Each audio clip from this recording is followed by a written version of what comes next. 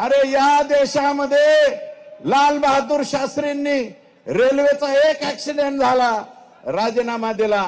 निलंगेकरांच्या मुलीचं मार्क मागे पुढे केले, मुख्यमंत्री पद गमावं लागलं. आणि 26/11च्या घटनामध्ये आर पाटलांचा एक शब्द चुकला.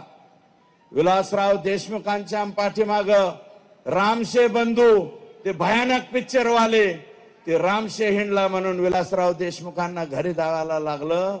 आणि आर पाटलाला छुटपुट घटना होती म्हणलं म्हणून आर पाटलाला घरी जावं लागलं. फडणवीस साहेब, माननीय एकनाथ शिंदे साहेब, माननीय अजित दादा, तुमच्या पाया पडून हात जोडून विनंती करतो, यांचा राजीनामा तुम्ही घ्या. एवढी चौकशी होऊ द्या, आमच्या लेकराला न्याय मिळून द्या.